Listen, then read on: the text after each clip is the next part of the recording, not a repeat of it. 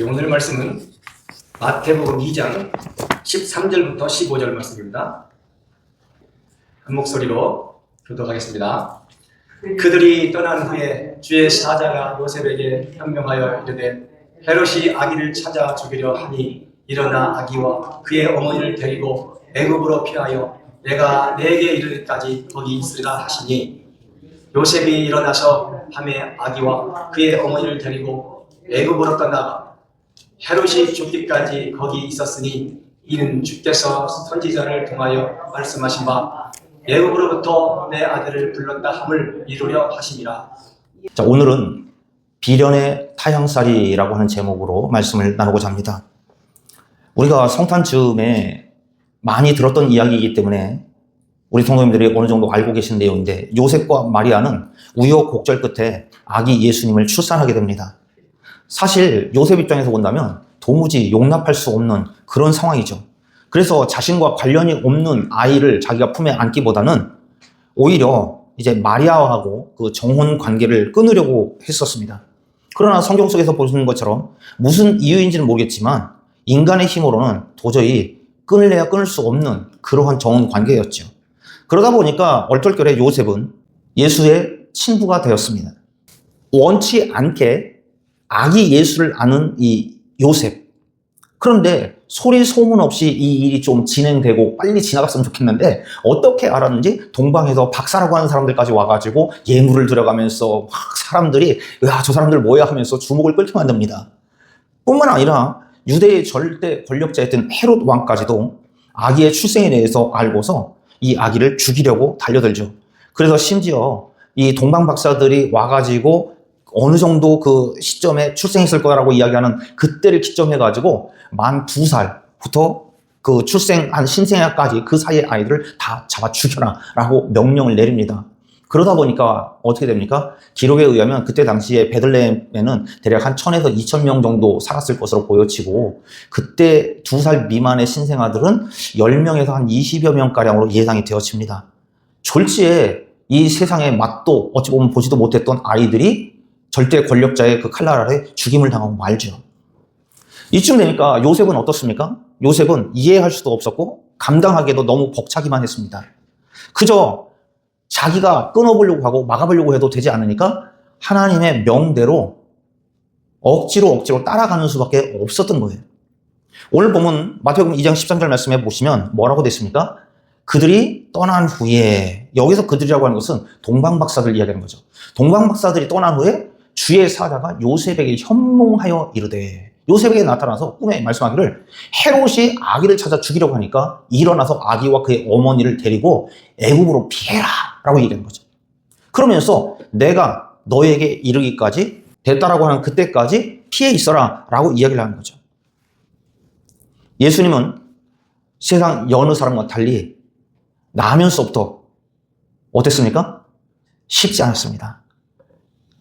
어쩌면은 옛날에 보신 분들 계실지 모르겠는데 선덕여왕이라고 하는 드라마가 있어요. 그 드라마 보면은 여왕이 되기 전에 이 10살 미만일 때 고생 오죽하면 사람들이 드라마 작가 보고 그만 좀 고생시키라고 할 정도로 10살 미만의 고생을 했는데 어쩌면 선덕여왕보다 더 많은 고생을 했던 분이 예수님이 아닐까 하는 생각을 해보는 거죠. 이 땅에 태어나실 때부터 곤경과 환난에 직면해야만 했던 것이 예수님의 삶이었다라고 하는 거죠. 예수님은 태어나서 몸을 그 방 하나 구하지 못해가지고 구유에 몸을 의탁해야만 했었습니다. 거기다가 헤롯의 칼날을 피해가지고 부모와 함께 지금 보신 것처럼 어때요? 애굽으로 피신해야만 한 도망자 신세요. 낳자마자 도망자예요. 네. 그리고 정처 없이 알지도 못하는 곳으로 떠나야 하는 타향살이를 해야 하는 개의 인생을 살게 되었다는 거죠. 이것은 전능하신 하나님의 아들이었던 예수님이 훗날 당할 환난과 핍박 그리고 죽음의 고통에 대해서 마치 미리 암시라도 해주는 듯한 그런 모습이 아닐 수 없다라고 하는 거죠. 자, 그러면 우리는 이 성탄 주일 아침에 왜 예수님은 어릴 때부터 이런 형국의 길, 낳자마자 도망자의 길, 낳자마자 타향살이를 해야 했던 그런 망향자의 길을 가야만 했었을까요?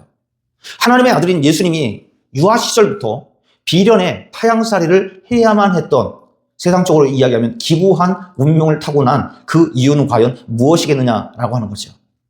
오늘 본문을 통해서 우리가 알 수 있는 것은 첫째, 예수님의 비련의 타향살이는 다름 아니라 하나님의 때를 기다리는 것이었다라고 하는 것입니다.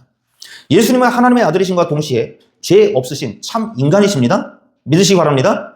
예수님은 하나님의 성품을 가지심과 동시에 인성을 취하셨습니다. 그렇기 때문에 인간의 한계에 얽매이기도 한다는 거죠. 그러니까 하나님의 성품을 가지기도 했고 인간이기도 하니까 인간의 제한성도 가지고 있는 거죠.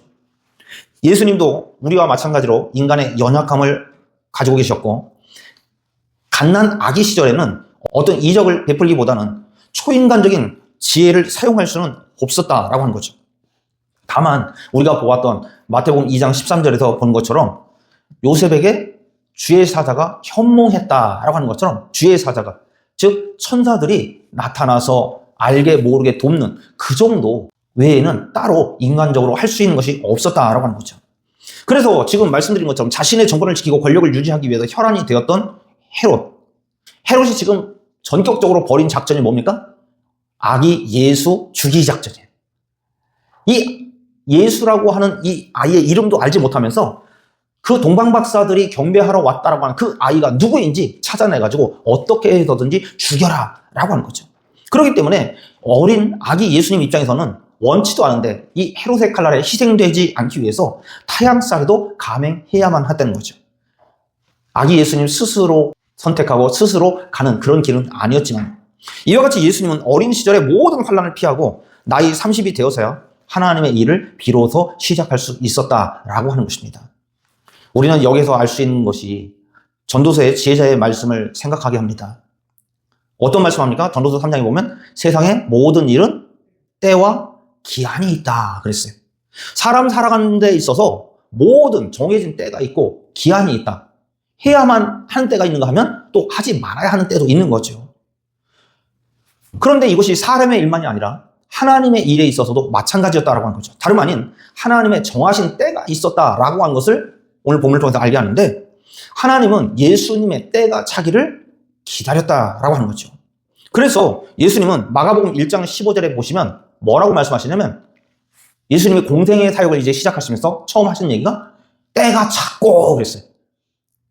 근 30년 동안 예수님이 인간으로서 살아오시고 시간을 흘러보내는 동안에 무엇을 했는가 했더니 하나님이 정하신 그 계획, 하나님이 정하신 그 때가 이루기를 기다린 거죠. 그런데 이제 공생의 사역을 시작하면서 첫 출사표를 던지며 하는 이야기가 이제 때가 찼다 그 얘기를 하는 거죠. 하나님 나라가 가까웠고 회개하고 복음을 믿어라 라고 선포하는 것입니다. 성경에서는 하나님께서 하나님의 큰 계획을 이루시기 위해서 하나님의 때를 기다리시는 것을 자주 보게 됩니다. 예를 들면 다윗을 쓰실 때 어땠습니까? 다윗을 쓰실 때도 다윗을 기름 부었다고 갑자기 이제 네가 왕해 그러고 쓰신 것이 아니라 다윗을 사울의 칼날을 피해서 블레셋으로 망명하게 하세요. 왕으로 세우면서 기름을 부었음에도 불구하고 이제 하나님이 계획하신 그 때가 이르기까지 대기하고 기다리면서 준비하는 기간으로서 다윗에게 망명자의 삶을 살게 하셨다라고 하는 거죠. 그런가 하면 엘리야도 그리 시냇가에 숨어 살게 하고 까마귀를 보내셔가지고 먹이시면서 은둔자의 삶을 살게 하셨습니다. 우리가 지금 이 순간도 어쩌면은 하나님 앞에 기도하고 하나님 앞에 소원하는 것들을 구하면서 도대체 하나님의 뜻이 어디 있는지 하나님의 때가 언제인지 답답하기만 할 때 하나님께서는 바로 우리를 어쩌면은 타향살이를 시키고 망명자의 삶을 시키고 어떤 때는 정말 우리로 하여금 은둔자의 삶을 살게 함으로 인해서 하나님을 향한 믿음 또는 하나님만을 바라보게 하는 그런 훈련의 과정일지도 모른다라고 하는 생각을 해보실 수 있기를 바랍니다. 일제시대였던 1935년 어느 날에 만주 지역을 순회하던 유랑극단이 있었습니다. 거기에는 한 작곡가가 있었는데 그들이 묵은 그 숙소의 옆방에서 어떤 여인의 통곡하는 소리가 너무 구슬프고 너무 애절하게 들림으로 인해서 밤새 잠을 못 잤다는 거예요. 아니 도대체 남들도 생각을 해야지 도대체 왜 저렇게 밤새 비통하게 구는가. 그런데 알고 봤더니 이 여인은 남편을 찾아서 두만강을 건너서 그 만주까지 온 그런 사람이었는데 이 남편은 누구였는가 했더니 항일투쟁, 즉 독립운동을 하는 독립투사였습니다. 그런데 일본 경찰에 이제 잡혀가지고 이 부인이 면회를 왔지만 면회 온 전날 총살을 당하고 돌무더기로 다 쌓아놨다라고 하는 소식을 들은 거죠. 더더욱이 남편이 죽은 날이 이 남편의 공교롭게도 생일날이었어요. 그러니까 남편에게 오게 있지만 정말 얼굴이라도 한번 보면서 그 생일에 이야기라도 좀 나눠보고 싶어서 왔다가 죽임을 당한 그 남편의 소식을 듣고서 비통함에 밤새 울었다라고 하는 거죠. 그래서 유랑극단의 작곡가가 써 내려간 글귀가 뭐였냐면 두만강 푸른 노래 노젓는 뱃사공 흘러간 그 옛날에 내님을 쉬고 떠나간 그 배는 어디로 갔소? 라고 하는 것이었습니다. 비통한 아낙은 슬피 울며 세월을 탓했을 수도 있습니다. 그러나 그러한 많은 조국을 위해서 희생하고 눈물을 흘려야만 했던 그 인고의 세월을 견뎌왔던 우리 조국과 믿음의 선진들이 있었기에 오늘날과 같이 번영케 되어지는 나라와 민족이 된 것 아니겠느냐라고 하는 거죠. 좀 어려운 이야기인데 3년 불비 우불명이라고 하는 글이 있어요. 이게 뭔고 했더니 새가 멀리 날고 크게 울 날을 위해서 3년 동안이나 날지도 않고 울지도 않는다라고 하는 이야기입니다. 이러한 선인들의 지혜를 통해서 우리가 알 수 있는 것이 뭐예요? 결국 조급해하고 안절부절해서는 하나님의 큰 복을 받을 수 없다라고 하는 거죠. 심지어는 새 한 마리도 높이 멀리 날기 위해서 3년 동안이나 날지도 울지도 않으면서 인내하면서 견뎠다라고 하는 거죠. 로마서 5장 3절부터 4절 말씀 보시면 우리가 환난 중에도 즐거워하나니 이는 환난은 인내를, 인내는 연단을, 연단은 소망을 이루는 줄 안다라고 얘기했어요. 여기서 보면 우리가 환난을 당해도 즐거워할 수 있는데 그 환난이 환난으로 끝나는 것이 아니라 환난은 우리로 하여금 인내하게 하고 인내하다 보면 연단되는 인품을 갖게 된다. 그래서 연단되어진 인품은 결국 소망을 이룰 수 있는 그 날이 반드시 온다라고 하는 거죠. 어쩌면은 우리들의 인생이 망향자와 같고 또는 망명을 가야 되는 그런 사람, 은둔자와 같은 그런 삶을 요구한다고 할지라도 여기에도 지난주에도 말씀드린 것처럼 하나님의 뜻이 분명히 있을 것이라 라고 하는 확신을 가지고 인내하며 믿음을 가지고 견뎌내시면 반드시 소망을 이룰 수 있는 그 때가 옴을 믿으시길 바랍니다. 비록 우리는 그 때를 알 수는 없어요. 그래서 한편으로는 도대체 언제까지일까? 라고 하면서 낙담할 때도 분명히 있습니다. 하지만 하나님의 정하신 뜻은 반드시 이루어진다라고 하는 확신을 가지시길 바랍니다. 예수님도 하나님의 때가 차기 전까지는 눈물 섞인 타향살이까지도 감당하셨어요. 사실은 저는 이 말씀을 준비하면서 요셉의 믿음이 새롭게 조명되어져야 되지 않을까 하는 생각을 해보는 거죠. 야, 요셉의 믿음이 대단하다. 자신이 물론 인간이기에 피해보려고 했었습니다. 하지만 하나님의 뜻 앞에 자기는 너무나도 작고 하나님의 뜻을 거역할 수 없다라고 하는 것을 알게 된 거죠. 그런데 우리는 어떻습니까? 가끔 살다 보면 하나님 앞에서까지 때를 써요. 그러면서 하나님 앞에까지 막 대듭니다. 그래서 어떤 아이들이 그런 데잖아요. 부모님이 자녀들 회초리를 때리면 아이고 아버지 잘못했어요. 그래야 되는 게 정상이잖아요. 그런데 되바라진 아이들은 뭐라고 그러냐면 그래 때려라 때려. 때리면 네 새끼 아프지 내 새끼 아프냐? 그러고 덤빈다는 거죠. 그런데 정작은 우리 인생들이 하나님 앞에 그럴 때도 많이 있다는 거죠. 하나님께서 우리에게 인내케 하면서 고난과 시련을 허락하시면 거기에 하나님의 뜻이 어디에 있는지 살필 생각은 하지 않고 하나님을 향해 반항하고 대들고 거역하고 어긋장 날려고 하는 그런 일들만 한다는 거죠. 그런데 요셉은 그렇게 하지 않았습니다. 이 하나님 앞에서는 내가 어떻게 거역할 수 있는 방법이 없다고 하는 걸 알게 되자 군소리 없이 순응하죠. 하나님의 때를 기다리는 그 요셉의 인내, 그로 인한 그 아기 예수님의 그 가족들의 인내라고 하는 것은 영적 열매가 아닐 수 없다고 하는 것입니다. 이 시간에 우리 모두 비련의 타향살이까지도 기꺼이 감내해냈던 아기 예수님의 그 가족을 보면서 우리도 인내의 영적 열매를 맺는 우리 모두가 되시길 바랍니다. 그래서 인내의 영적 열매를 맺음으로 인해서 한 해를 멋지게 아름답게 마무리하는 우리 모두가 되실 수 있기를 바랍니다. 둘째로 예수님의 비련의 타향살이는 하나님의 뜻에 따른 고난 체험이었다라고 하는 거죠. 자, 우리 계속해서 마태복음 2장 14절 15절 또 보시면 요셉이 일어나서 그 앞에는 뭐라고 말씀하셨어요? 하나님의 사자가 즉 천사가 현몽하여서 말하기를 지금 헤롯이 내 아이를 죽이려고 하니까 아이하고 아이 엄마 데리고 빨리 애국으로 떠나. 언제까지인지 묻지 말고 내가 됐다 할 때까지 떠나라 라고 이야기했잖아요. 그리고 나서 14절에 그 말씀을 들은 요셉이 벌떡 일어난 거죠. 그리고 밤에 아기와 그의 어머니를 즉 아기 예수의 어머니를 데리고 애국으로 떠났다라고 얘기합니다. 15절에 보면 헤롯이 죽기까지 거기 있었으니 애국에 있었으니 이는 주께서 선지자를 통하여 말씀하신 바 애국으로부터 내 아들을 불렀다 함을 이루려 함이라. 호세아 선지자를 통해서 하신 말씀을 지금 이야기하고 있는데 아기 예수님의 애국 피신이라고 하는 것은 한가로운 해외여행이 아니었습니다. 유럽 여행 가고 동남아 여행 가고 남미 여행 가는 그런 여행길이 아니었다고요. 예수님께서 아기였지만 그 부모와 함께 박해를 피해서 외국으로 망명하는 그 길은 정말 고난의 길이요 시련의 밤낮을 맞아야만 했던 그런 순간들이었다라고 하는 것입니다. 성경에서는 하나님의 아들이 이 땅에 오시면 어떻게 되실 것이라고 이야기했습니까? 이사야 32장에도 보면 왕으로 오셔서 친히 의로 통치하신다 그랬어요. 하나님의 아들이 이 땅에 오시면 왕으로 오시고 이 땅을 통치하신다. 그런데 정작 지금 예수님은 어떻습니까? 왕으로 오신 것은 고사하고 누일 자리조차 없어가지고 구유에서 낳고 그나마 낳자마자 도망자요, 망명자요, 낯설은 타향살이를 해야만 하는 그러한 신세가 되고 말았다라고 하는 거죠.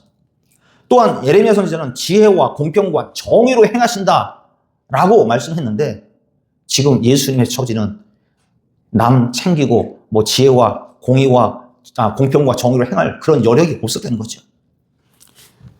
그런가 하면 이사야 53장 5절부터 7절 우리가 잘 아신 말씀처럼 메시아가 채찍을 맞고 상처를 입으며 죽기까지 온 굴욕을 당할 것이다 라고 하는 말씀도 있죠. 하나님의 아들 예수님이 이 땅에 오심으로 인해서 영광스러움을 드러내고 의와 공평과 또 정의로움을 드러내시는 그러한 능력도 나타내시기도 하지만 한편으로는 어찌 된 것인지 하나님께서 예수님께서 이 땅에 오시면 고난을 당하실 것이다 라고 하는 그러한 말씀도 주셨다고 하는 거죠. 이런 것을 우리는 나눌 때 우리 생각에는 이해할 수 없는 하나님의 계획.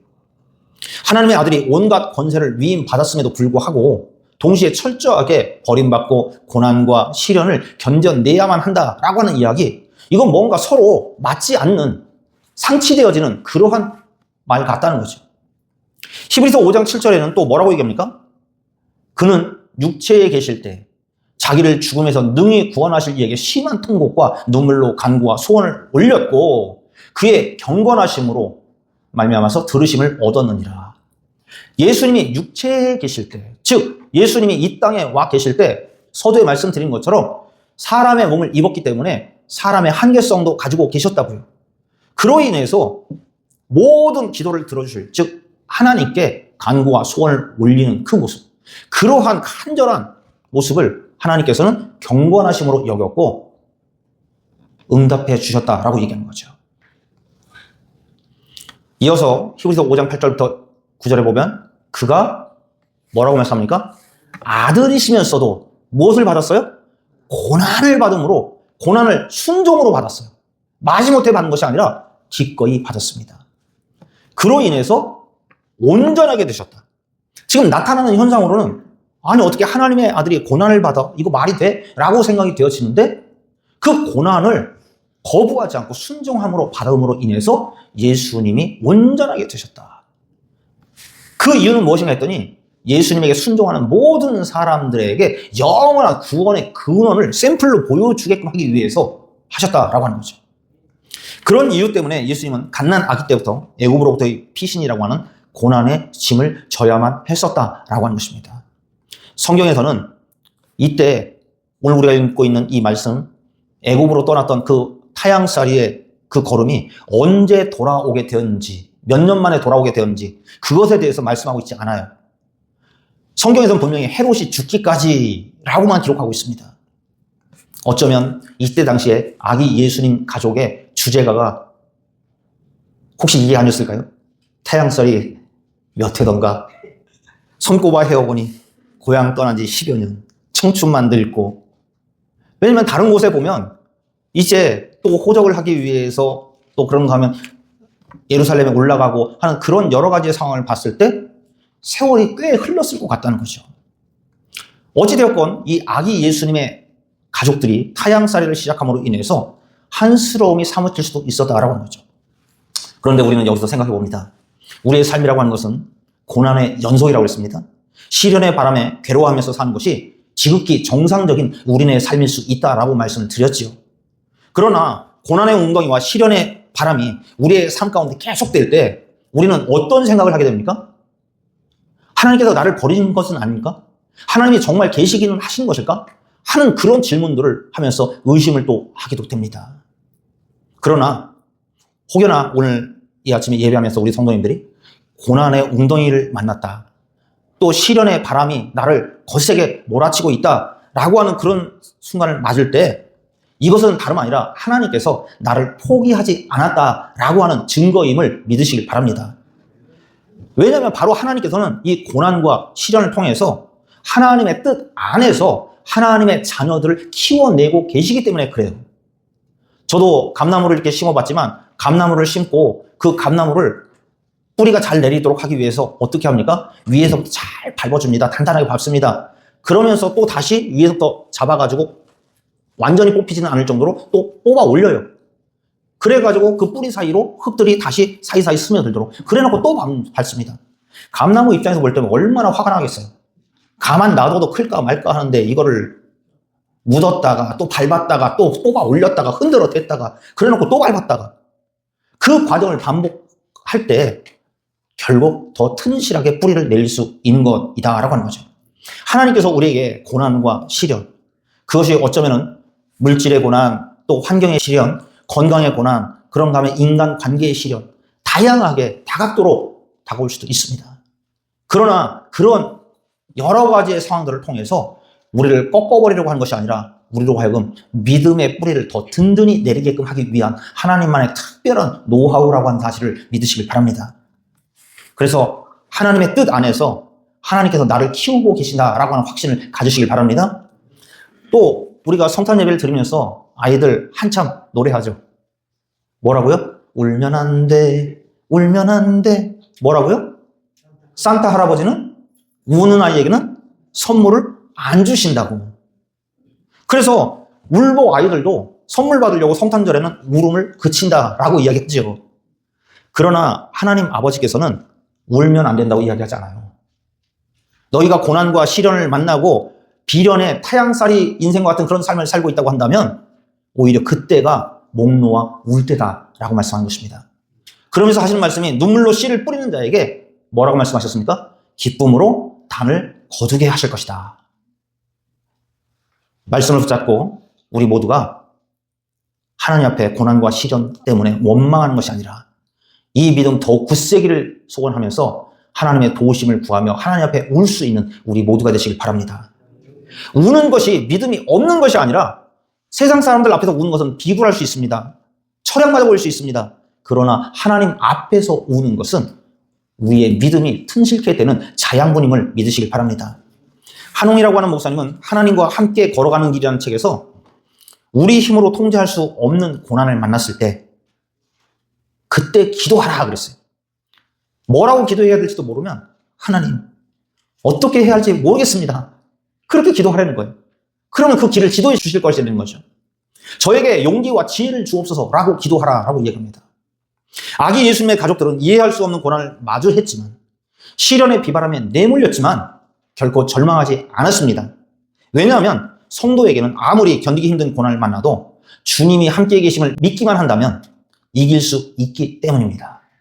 여러분, 유대인의 왕으로 이 땅에 오신 예수님은 탄생부터 유대 땅에 머물지 못하는 도망자요 타향살이를 떠나야만 했던 그러한 유랑객의 인생이었습니다. 출생하자마자 생명을 보존하기 위해서 애국으로 타향살이를 해야만 했던 비련한 신세였다라고 하는 거죠. 그러나 성경을 꼼꼼히 따져보고 큰 하나님의 역사를 살펴보면 그 모든 것까지도 하나님의 뜻을 이루기 위한 과정이었다라고 하는 사실을 아시길 바랍니다. 여기 있는 우리 성도님들이 성숙한 믿음의 사람들이라고 한다면 이 아기 때부터 고난과 시련을 감내해 내시는 예수님의 인내와 또 하나님의 말씀에 순종하는 그 모습을 볼 수 있는 안목이 생기실 것입니다. 예수님은 갓난 어린 시절부터 하나님의 뜻을 받아서 고통을 견뎌내셨습니다. 30년이라고 하는 시간을 인내하면서 때가 차기까지를 기다리셨습니다. 자, 그러면 오늘 이 아침에 성탄 예배를 드리고 있는 우리는 과연 누구냐? 그리고 나는 어떻게 하고 있는가? 라고 하는 것을 한번 살펴보시기 바랍니다. 우리 역시도 하나님의 뜻대로 살겠습니다. 라고 결단하고 하나님의 말씀을 받은 자들로서 자부하면서 살고 있지 않습니까? 그러면 성경 속에 많은 사람들이 각자 나름의 고난의 웅덩이를 건너고 시련의 풍파를 헤쳐나왔던 그 모습을 보면서 그들이 이겨낼 수 있었던 비결을 알아야 된다는 거죠. 그것은 오늘 아기 예수님의 가족이 타향살이를 떠나면서 때를 기다리고 고난을 견뎌냈던 그것이 바로 비결이었다라고 하는 것을 알아야 되는 거죠. 아기 예수님의 가족이 비련의 타향살이로 끝나버리지 않았습니다. 마찬가지로 우리가 인생 가운데 고난의 웅덩이에 마주하고 또 거센 인생의 시련의 비바람이 휘몰아친다고 할지라도 사도 베드로의 말씀처럼 오늘의 고난에 비할 수 없는 한량없이 크고 영원한 영광이 우리 위에 머문다라고 하는 그런 확신 가지고 살아가실 수 있길 바랍니다. 그러면 하나님의 위로가 우리의 삶 가운데 나타나고 양약이 되고 활력소가 될 것입니다. 그 믿음 가지고 이번 성탄 주간도 또 이번 연말도 잘 견뎌내는 우리 모두가 되시길 바랍니다. 우리 함께 말씀 읽고 기도하겠습니다. 잠언 3장 5절부터 8절 말씀. 너는 마음을 다하여 여호와를 신뢰하고 내 명철을 의지하지 말라. 너는 범사에 그를 인정하라. 그리하면 내 길을 지도하시리라. 스스로 지혜롭게 여기지 말지어다. 여호와를 경외하며 악을 떠날지어다. 이것이 내 몸에 양약이 되어 내 골수를 윤택하게 하리라. 아멘. 하나님의 말씀으로 우리 모든 신령이 윤택해 되어지고 강건케 되어지는 귀한 인생들 되시기를 축복합니다. 기도하겠습니다. 때가 참에 아버지께